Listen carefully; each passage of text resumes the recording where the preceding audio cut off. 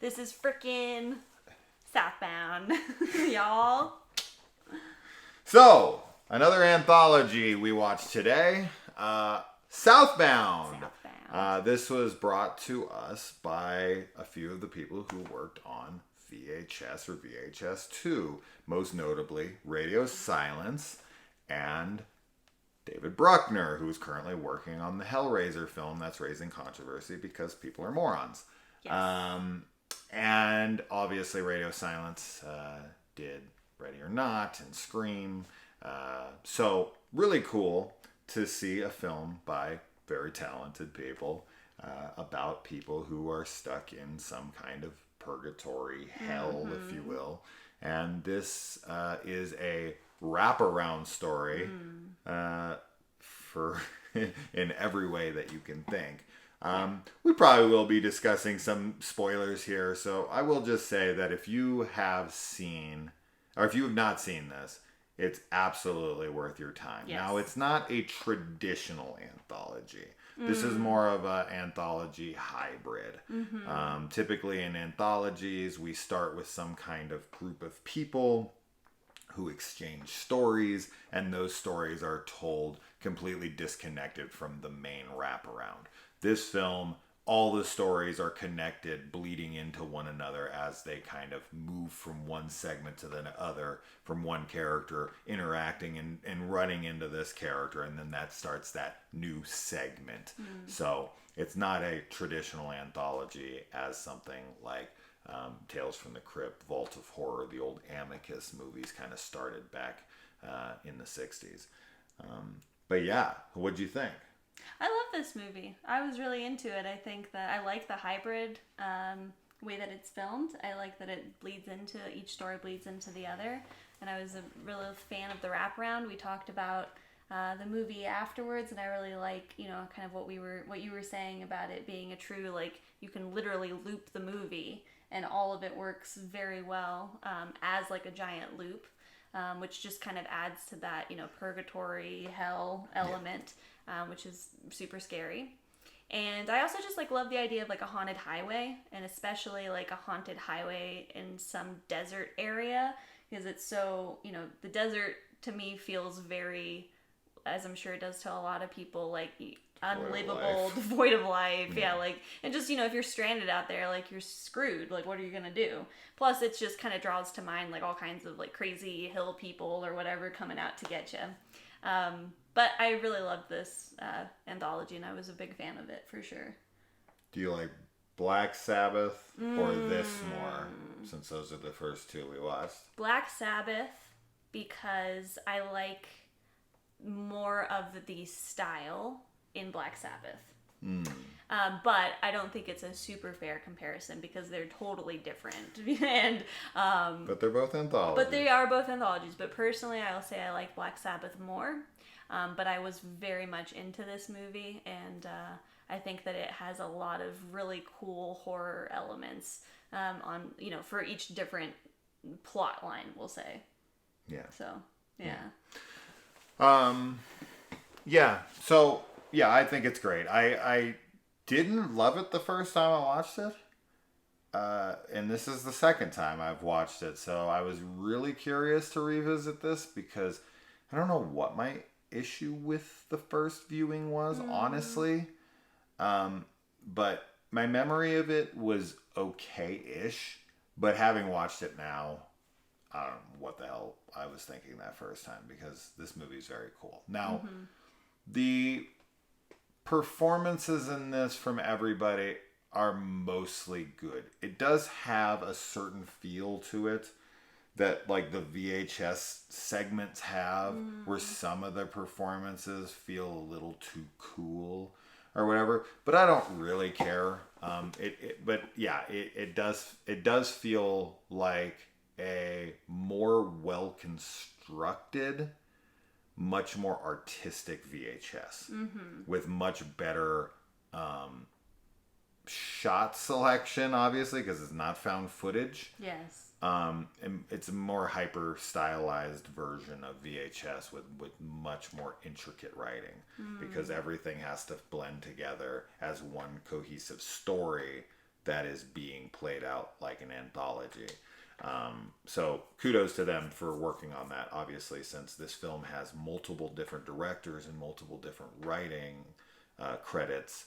It does seamlessly blend together like it's one cohesive piece. Yes. So good on them for that, to where it's not so tonally different in one segment to the next that you're like, oh, this is clearly a completely different person. No, yeah, it's very so typically that's why different directors are called in to do anthologies, even though the one that's more traditional anthology, Mario Bava did all of in Black Sabbath, and then this one, which is more of one film, they did call in other directors. You would think it would be the flip. Yes. Because this feels like this is the film where you'd want one director. Yeah. Because it does feel like one solid story throughout. It's just broken up into different character set pieces. But it blended, so who cares? As far as the segments go, yeah, we're not going to get too into all of that because I don't want to sit here and talk about it for too long, because we just talked for like 45 minutes about Black Sabbath. I want to keep this more to like 15 minutes. Really, it's just the depiction of purgatory and the looping effect and how much that would drive you insane. Now, we discussed this very heavily after the film, and I really honestly wish we would have saved it for here, because our conversation, I just want to more mirror and reiterate. So kind of sucks that we have to just do it again, but regardless, now, is this hell, or is this purgatory, or is this both? Are they one and the same? Purgatory kind of sounds like hell to me. The reason I ask is because, and I have other questions as well, which I kind of asked her already, but let's pose them again for everybody.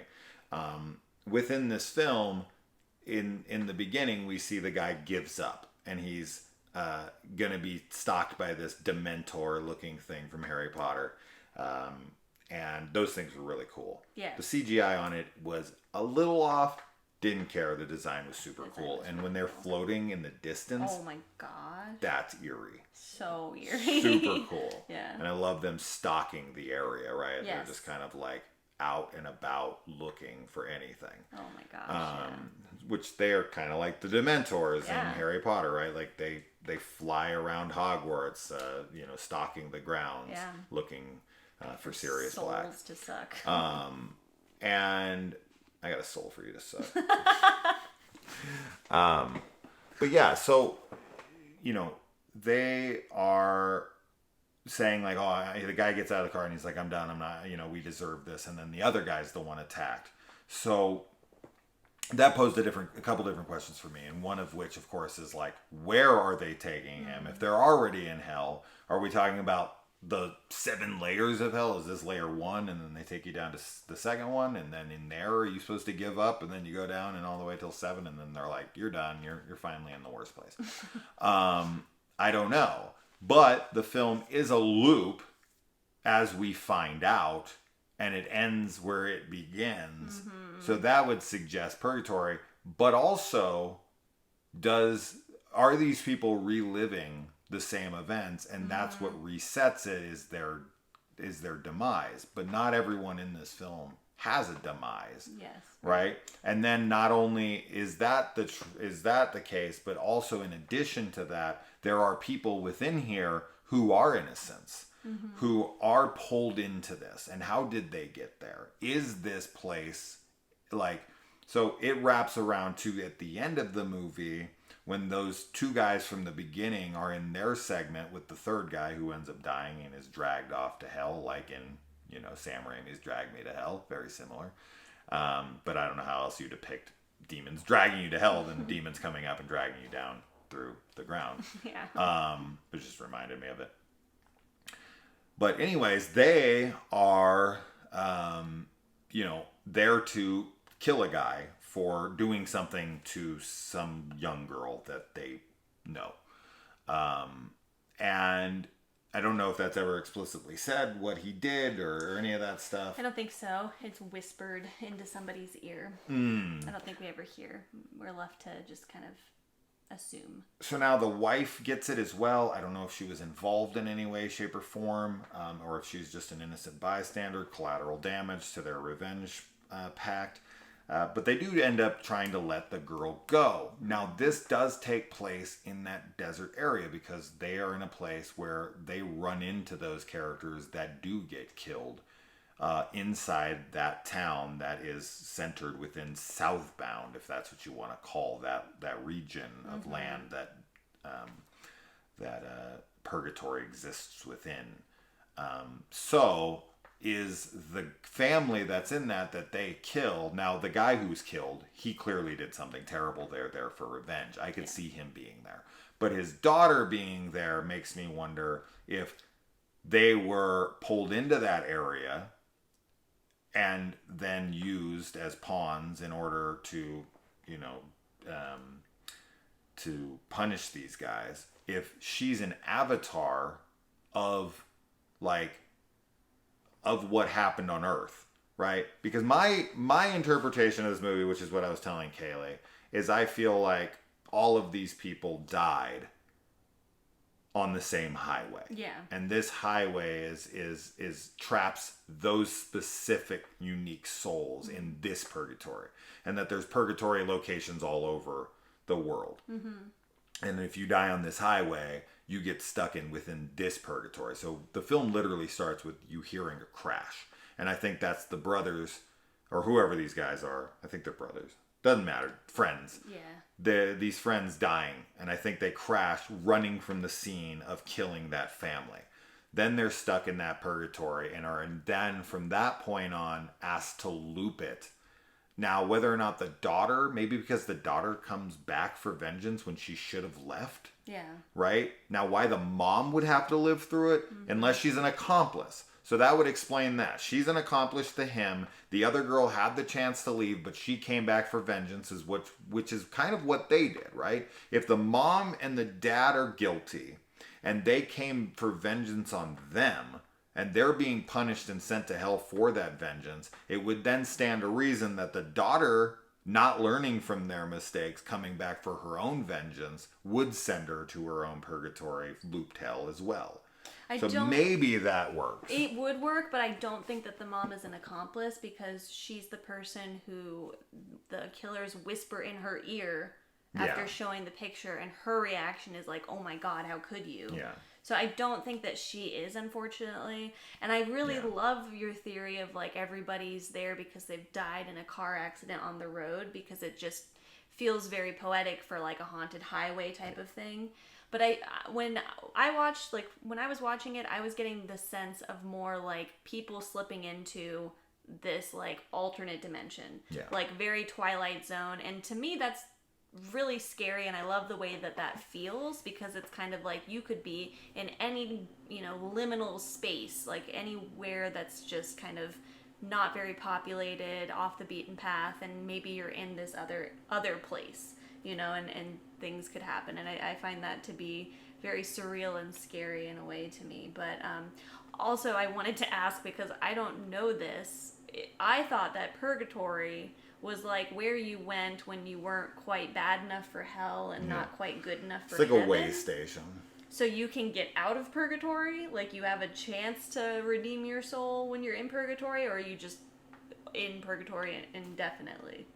I mean, it's made up. I know, but I don't know what the lore is behind it. I don't understand what it is. So, because, this, like, I guess the reason I'm asking is because if Southbound is purgatory, what can any of them do to truly escape and like redeem themselves? Because I don't really feel like there's maybe some small things, but once the guy's pulled down into hell, if this does loop like it does, he then is reliving that over and over again, right? So them being pulled down into hell by these creatures, it doesn't seem to matter, because the film starts where it ends. The guy kills the girl, then it loops around, because it's a linear timeline to where it goes to this person, to this person, to this person, but then it's over here, and then it loops back into the front.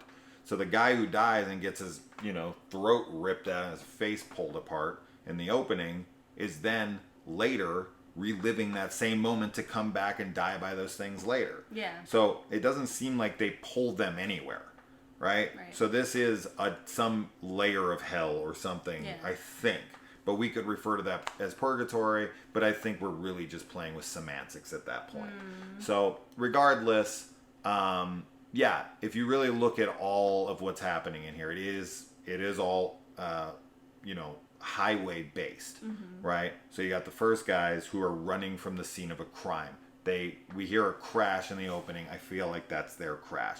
Then you move over to the girls who are in the band or whatever, and they are in a van and their tire blows out. I think their tire blew out and they died, and that girl died with guilt and regret of letting her friend die when she went off to get drunk and laid by some dude. Then you go to this guy who hits a girl with his car and then runs from the scene of that crime, probably dying and leaving them both in purgatory because she's also that girl from before in the other segment. But I think that now I had come up with this theory that the friend that she feels guilty over actually was hit by the guy in the David Bruckner hospital segment. I was like, maybe her friend was killed by a hit and run, and then she now has to suffer the same fate as her friend by a guy who's stuck in there because of hitting her friend, right? And they like put them together poetically. And he does now, in his mind, he's trying to be the hero, even though he knows he ran before. Now he's trying to make up for it because he stops and he's gonna run.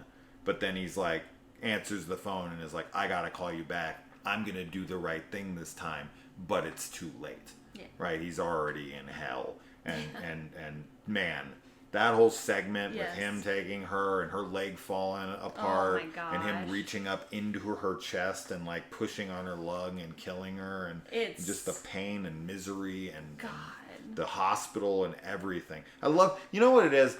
I think what I loved about this movie the most was the feeling of the town and the surrounding area. Because it was like a where is everybody at times. Sure. But then the creatures that you encounter, the denizens, it was like, what the fuck are those things? Like, are those humans? Are those demons? Like, what are they? But I agree. I think that the lack of people and the atmosphere of the town was just wonderful. Things feel real, but they feel off. Yes. The whole time. Yes. Right? And they pull up to this diner and you instantly know something's off. It's recognizable as something you're familiar with, but your brain can immediately tell something's wrong. The way people act, the way things look, the way the atmosphere plays. It feels like there's this, there's something in the air the whole time where you're just like, something's not quite right here, and that retains throughout. And I feel like every place they visit is a little different, but has a similar feel. Yes. Right? They're all off in their own ways. And then I do think that the guy who comes to save his sister, he somehow, after 13 years of looking for his sister, was able to find a path to drive down this highway in some certain way or whatever to be able to break through, and she's confused on how the hell he's even there. And then Kaylee and I had definitely different thoughts on how he was pulled out into the desert to now live with the naked desert people in purgatory hell forever. Yeah. And I was like, no, I think she was like, you don't belong here. And they were like stripping him down for like rebirth into society. Yeah. Like they were pushing him back out into the world. Like, you're not supposed to be here. You did nothing wrong outside of love your sister.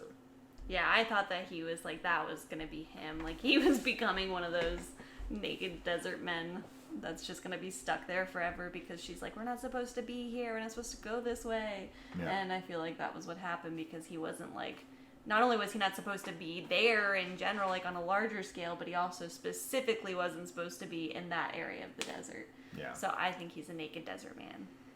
Well, what do you guys think? What do you think? And I don't think we made 15 minutes. I'm going to assume so like either. 25. We talked longer. Yeah, there's a lot to say. Yeah. And we could talk more, but we'll keep it at that. What do you guys think, of this whole purgatory hell Do you like any of our theories? Who are you more with in line to with everything that we said, even though we agreed on a lot of things? But we definitely have different interpretations of certain things. And what's your third interpretation? Maybe there's something that we're totally missing, which is totally possible because, I mean, I think there's so much to take from this. But overall, a great experience, a wonderful anthology film, and definitely very deserving of the kind of cult status that this film now has. You know, I think it's 2015, if memory serves, so like 7 years old now. Definitely still doesn't get talked about enough, but we can change that. We can change that. Yeah. And you also know, hit all the buttons on the screen, guys. Yep. You gotta subscribe, you gotta like, you gotta share, you gotta comment. I like that we're saving this for the end. Yeah, because if you're still here, then you should be subscribed. Yes, please. If you like how we discuss films and want to see more content, you can also support us on Patreon, where we do twice monthly watch parties starting soon. Yeah. And on TikTok, where we post like horror shorts and like comedic things, and sometimes I post like little outfit videos for horror. Don't look at those stuff. Too much. No, you can look at them. And yeah, those are all the places that you should go and things you should do. Yeah. And we're going to sign off nice this time because I was really angry in the last one. Angry some Chud. girl. What? Bye. Bye.